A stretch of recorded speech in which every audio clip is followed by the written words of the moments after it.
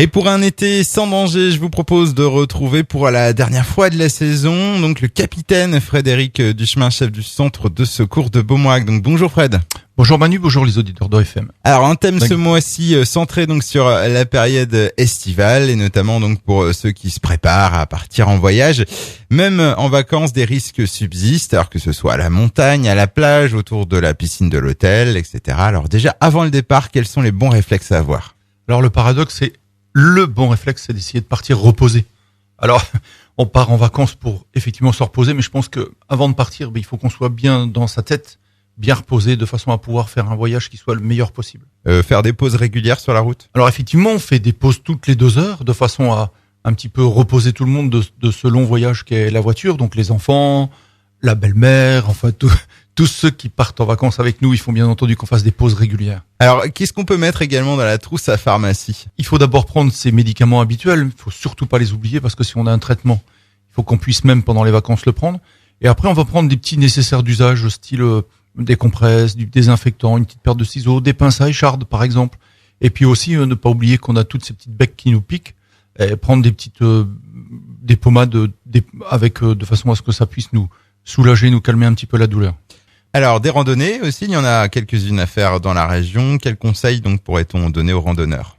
Alors, par rapport aux randonneurs, il y a la marche à pied. Donc, il faudra qu'on prenne des chaussures adaptées. Si on a décidé de faire un long périple dans la Hague, notamment sur le chemin des douaniers, qu'on a pu découvrir récemment grâce à la Bargeau, notamment.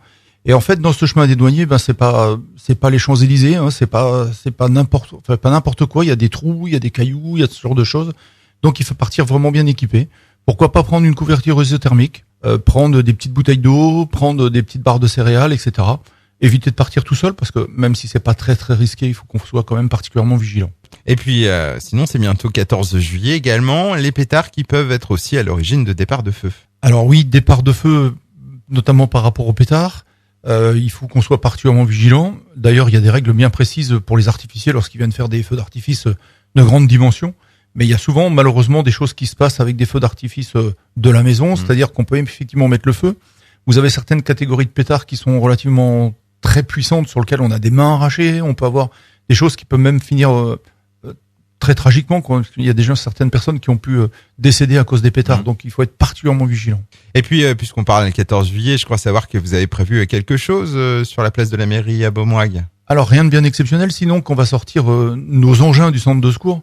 Alors, on est en train de les nettoyer, de les bichonner et tout, pour les présenter à la population entre 10h et 12h le 14 juillet, parce que moi, je considère que les sapeurs-pompiers, on est un petit peu reculés dans notre centre de secours au fin fond de Beaumoig. D'ailleurs, nous ne sommes pas les pompiers que de Beaumoig. Nous sommes les pompiers des gens de la Hague, donc nous sommes les pompiers de la Hague.